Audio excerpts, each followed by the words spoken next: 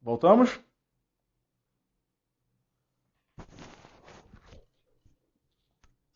Voltamos.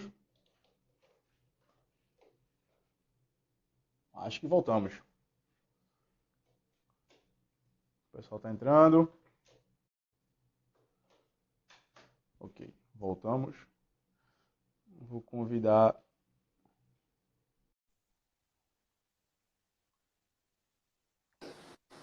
Pronto, voltamos. Continue, Então, ou seja, eu tenho que entender de que forma essa equipe, é o nível de compactação dessa equipe dentro dessas zonas que a gente estabelece, para a gente entender um pouquinho de que forma a gente vai construir um pouquinho melhor os desequilíbrios e encontrar os espaços, entende? Mediante a isso, a gente tem que então falar da transição ofensiva. Porque assim, como que eu posiciono, quando eles se posicionam no momento defensivo, uma equipe de repente tem uma característica um pouquinho mais reativa, como que ela se posiciona no momento defensivo? Ou seja, ela deixa um posicionado lá para sair no contragolpe, ela deixa dois, ou ela deixa três. Então é extremamente importante a gente...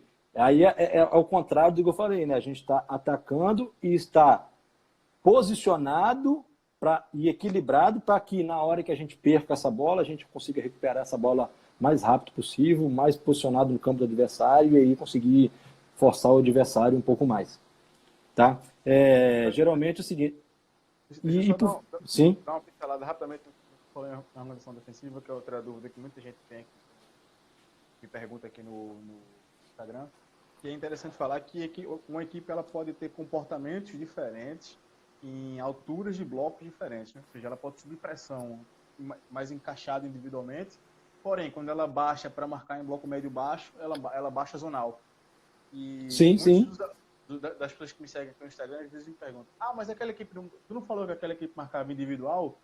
Não, ela marcava individual naquele momento. Mas tu não falou que aquela equipe marcava zonal naquele momento. Então, entender esse contexto também é interessante, né? E por isso que é importante você, lá naquele primeiro passo, lá, contextualizar a análise.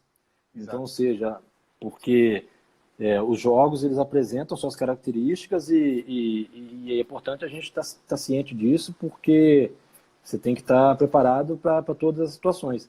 O jogo, a gente nunca vai conseguir controlar tudo que acontece no jogo, porque são tomadas N decisões durante um jogo, né?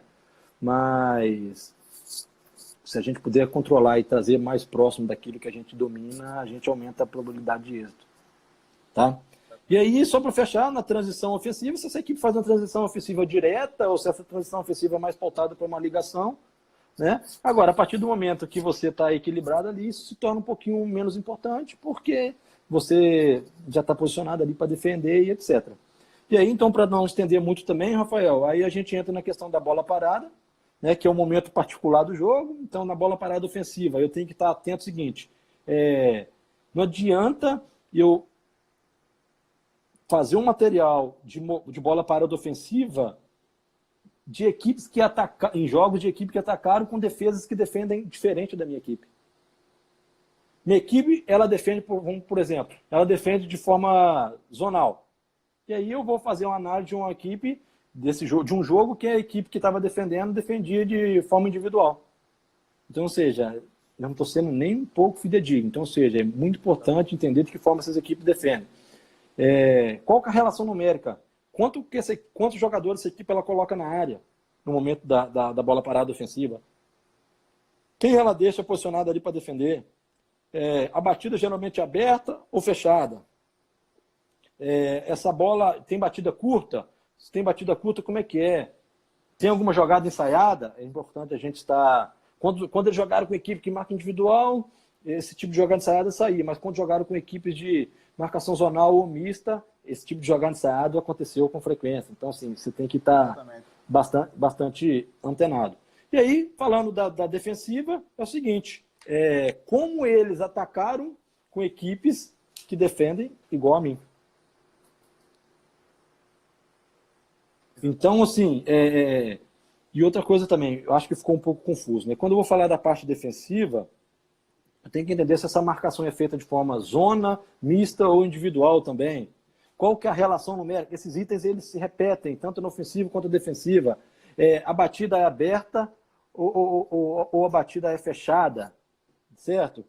Como é que essa equipe se comporta defendendo um escanteio quando a batida é fechada? Como ela se comporta quando a batida é aberta? Como ela se comporta quando eu coloco 2 na bola? E aí, às vezes, é o seguinte, eu tenho minha equipe, ela tem a característica de bater o escanteio, por exemplo, de forma sempre fechada, certo? E aí, eu vejo que essa equipe ela tem uma dificuldade de defender com batida aberta.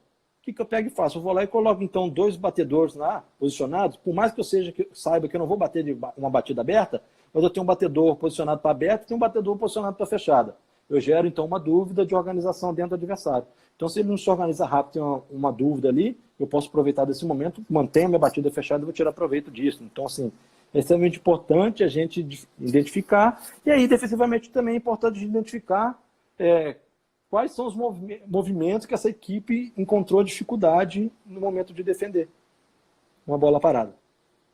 Exato. Ou seja, não é simplesmente mapear aquilo que é padrão, né? Mas também entender daquilo que é padrão, o que é determinante, né? Exatamente.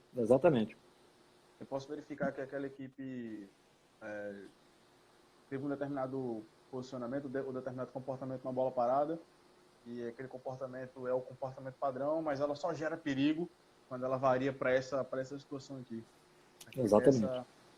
Essa noção do que é padrão e aquilo que não é tão padrão assim, mas quando acontece é determinante, ou é gol, é quase gol, é super válido, né? Tem que ser dessa forma, né? Exatamente. Pois é. Wellington, deixa eu abrir aqui para as perguntas. Só para quem está nos acompanhando, eu vou fazer... podem começar a perguntar. Eu vou pedir para que não façam muitas perguntas mais sobre o tema da live, perguntas específicas. Eu sei que é tentador para o pessoal aqui começar a fazer perguntas sobre coisas específicas do Flamengo, mas vamos se ater a aspectos que são da live e daquilo que a gente vem comentando aqui até agora. Enquanto o pessoal está fazendo pergunta, deixa eu te fazer mais uma pergunta que tem a ver sobre isso que a gente está tratando agora. Ok. De alguma forma, tu divide a organização ofensiva em 4 momentos, né? Eu não sei se tu usa as mesmas nomenclaturas que eu, mas seria a primeira fase de construção, a segunda fase de construção, entrada no último terço e finalização, né? Como eu sou um analista de clube, eu já mudei a forma de me expressar com relação a isso aí várias vezes. O importante é entender o conceito. Tem um treinador que trabalha com isso, tem outro que trabalha de outra forma, entende? Simplesmente modifica os nomes e eu tenho que entender, de fato, qual que é o conceito de cada uma dessas zonas. Exatamente. E era exatamente sobre a nomenclatura que eu ia te perguntar. Por exemplo, eu percebo que tu trabalha com a divisão do campo em 4 setores, digamos assim. Mas tu já teve que lidar com situações onde tu teve que suprimir uma informação que tu já estava acostumado e passar a trabalhar com 3? Ou mudar uma nomenclatura? Como é que isso já aconteceu contigo? Então, a primeira coisa quando você vai trabalhar com uma pessoa que acaba de chegar é você tentar pegar o mais rápido possível aquilo que a pessoa pensa a respeito do jogo, como ela gosta de dividir o campo e etc. E já trabalhei com pessoas que dividiam o campo em 3, já trabalhei com pessoas que dividiam o campo em 4, e assim, é justamente isso que eu destaco. Independente da forma como o campo é dividido ofensivamente ou defensivamente, os objetivos ofensivos vão ser sempre os mesmos. Então, ou seja, essa equipe ela vai sair curta, vai sair longo, essa equipe, como é que ela constrói, como é que ela prepara e como é que ela define, entende? Então, assim, é simplesmente uma divisão, fragmentar um pouco mais ou um pouco menos o campo, mas o que eu vou buscar é sempre a mesma lógica, entende? Como é a progressão dessa equipe no campo de jogo, como é a construção, a definição e etc. Ou seja, quando você tem o princípio internalizado, tanto faz a forma como você chama, né? Exatamente, perfeitamente, isso aí. Deixa eu abrir aqui para as perguntas. Deixa eu buscar a pergunta aqui do Moledo Thiago. O que você acha mais difícil de analisar? As fases ou os momentos? Se calhar, se o Thiago conseguir explicar como é que ele diferencia fase e momento. Assim, se eu vou ver se eu entendi o que ele quis dizer, certo? De repente, o momento está mais relacionado ao contexto do jogo e o porquê que aquela equipe executou aquilo ali dentro de um momento. Ok. Entende? Então, assim, com certeza. Momento ofensivo e... sim, eu também entendi, mas eu acredito que uma forma que pode ser compreendido é isso. Com certeza o momento é mais difícil, porque o momento ele é totalmente casual, né? É daquele momento ali.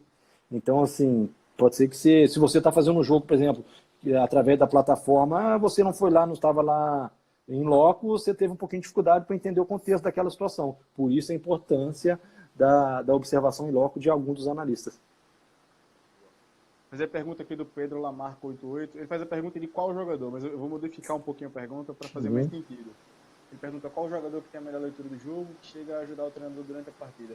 Eu não vou nem fazer pergunta de qual jogador, eu vou perguntar se um jogador que tem uma leitura mais avançada, um jogador que tem uma leitura melhor, ele consegue de fato ajudar nessas tomadas de decisão da comissão? Com certeza. Você pode perceber que todo treinador, às vezes ele tem, de repente, um atleta assim que as pessoas não entendem muito. Nossa, como é que esse cara é titular? Como é que esse cara não é isso tudo? Mas, de repente, esse cara é o cara que mais conhece a ideia do treinador e ele é o cara que sustenta e ajuda a desenvolver essa ideia e a manutenção dessa ideia dentro do campo de jogo. Então, por isso, a importância de jogadores inteligentes, entende? Que tem a tomada de decisão facilitada. Ou então ele cumpre uma função ali, né, que é uma função muitas vezes que não aparece tanto. Eu vou dar um exemplo, um primeiro médio que até aconteceu recentemente na história do Flamengo, né, um primeiro médio que não era tão bem quisto pela torcida, mas era um cara que era super importante nas transições defensivas, era um cara que dava equilíbrio, era um cara das coberturas curtas, das perseguições, dos direcionamentos, dos corredores laterais. Quando tava e a torcida pegava muito no... O torcedor do Flamengo sabe do que eu estou falando. A torcida pegava muito no pé dele, mas ele tinha um papel ali que era muito importante e garantia ele jogar tanto. Exatamente. É por isso que eu falo, jogador inteligente, existem jogadores extremamente inteligentes, mas às vezes com capacidade de solução técnica um pouquinho menor. Mas existem, às vezes, jogadores que não são tão inteligentes, mas com uma capacidade de imprevisibilidade muito grande e vai te ajudar bastante também, entendeu? Então, assim, cabe ao treinador identificar o que de fato é o mais interessante para determinado momento e encaixar ali, entendeu? Por isso que é importante o treinador entender quais são as características dos atletas, por isso a importância de um treino de sala, onde é o momento que você tem a oportunidade ali de trabalhar as ideias com os atletas, por isso a importância, por exemplo, das avaliações táticas. Essa avaliação tática ela pode ser feita de uma forma mais empírica, ela pode ser feita de uma forma um pouquinho mais científica. Então, ou seja, é ali que você vai sentindo o quanto os atletas ele conseguem, de fato, entender uma ideia e aí você vai mensurando a importância. Ou, para esse jogo eu preciso ser um pouquinho mais resguardado, preciso da equipe um pouquinho mais presa à ideia, jogador X. Ou, para esse jogo eu posso soltar a equipe um pouquinho porque eu preciso, de fato, agredir, mesmo que, por porventura, eu vou sair um pouquinho da ideia, jogador Y. Então, assim, várias coisas que são levadas em consideração. Fazer a pergunta aqui do Andrei Pífero. Pergunta, professores, qual a perspectiva de análise técnica de jogadores? Né? Potenciais comportamentos que possam ser evitados e até acrescento também que também possam ser potencializados. Como é que vocês fazem aí, como é que tu faz a análise individual do jogador? A análise individual, assim, primeiro para você analisar individual um atleta, você tem que esperar, tem que ter muito claro o que você espera desse atleta dentro de uma ideia. Porque a parte técnica está totalmente vinculada com a parte tática, certo? Então, assim, eu não posso exigir, de repente, de um atleta que a capacidade dele de ir ao fundo no último terço, se a minha ideia de jogo trabalha com um lateral construindo por dentro. Exato. Então, ou seja, isso é muito relativo com a forma como a ideia é construída, entende? E, vamos supor, existem atletas, por exemplo, que eles têm uma dificuldade de utilização, de repente, pega um atacante que tem dificuldade de utilizar as duas pernas. Mas, de repente, tem atacantes que utilizam uma perna só e tem uma capacidade de ajuste corporal muito importante. Eu vou chegar lá para o cara e falar que, olha, você tem que usar as duas pernas. Ou seja, cada atleta é responsável, baseado pela vivência, pelo repertório motor dele, e cada um tem uma característica de resolução dos problemas, entende? Obviamente, eu não estou dizendo que você não tem que trabalhar para evoluir. Mas tem gente que utiliza só a perna direita e com a perna direita faz um estrago, porque ele está habituado a preparar o corpo, ler a situação de uma forma que ele vai finalizar com a perna direita, por exemplo, entende? Sim, exato. Tem um conceito que eu utilizo aqui para quando eu vou fazer captação de atacante, que eu não sei se tu utiliza também, que eu acho que é bem interessante, que é a diferença entre o atacante que finaliza condicionado e o atacante que condiciona a finalização, né? Tem aquele atacante que, dentro do constrangimento, ele vai arrumar uma solução para finalizar. Eu acho que um grande exemplo disso era o Ronaldo Fenômeno, que era um atacante que ele tinha um repertório... O biquinho dele? Exato. Era um atacante que tinha um repertório de finalização tão grande, que mesmo constrangido, ele conseguia finalizar de forma ali condicionada. E tem um atacante que é o contrário. Dentro do constrangimento, ele consegue encontrar o ajuste corporal para a finalização de maior conforto dele. E aí deixa eu ver um exemplo disso. Acho que o Lewandowski, por exemplo, é um atacante que faz muito isso. Perfeito, o que você disse aí completou o pensamento que eu estava desenvolvendo. É exatamente isso. Exatamente isso. Bom, professor, deixa eu pedir então, por último, para que deixe uma dica de livro para a gente, uma dica literária para o pessoal que está vendo a gente. E vou pedir também para que cite um jogador, pode ser um jogador que já passou pela seleção brasileira. Eu gosto muito de pegar pela memória afetiva dos convidados, né? Um jogador que tenha feito parte da tua adolescência, da tua infância, que tenha te marcado nesse período. Pode ser um jogador de fora, pode ser um jogador do Brasil, enfim. Um jogador que te marcou e uma dica literária. Tá. Então, assim, a dica literária eu vou indicar, assim, o livro do professor Israel, né, um livro recente, com o nome de Para um Futebol Jogado com Ideias, que eu acho extremamente importante, assim, porque quanto mais você conhece de ideias, mais você tem capacidade de conhecer dos jogos, sabe, de uma equipe. E então, quando você conhece quais são os fatores que são levados em consideração para uma análise tática, mais sensível você está para identificar ideias e padrões. Tá? E com relação aos jogadores, assim, é muito difícil falar assim, mas se fosse juntar eficiência com plástica, né, com uma nota artística, né, como diz o Mister, o Ronaldinho Gaúcho, assim, o que ele perfumou em 2 temporadas, assim, que ele foi o melhor do mundo, assim, foi uma coisa fantástica, assim, sabe? Se eu tivesse que falar hoje, assim, eu falaria ele, assim, a capacidade de... A criatividade é uma coisa muito acima da média e é uma coisa nato, vem das experiências do repertório do atleta. Também é o meu, se eu me fizesse essa pergunta, também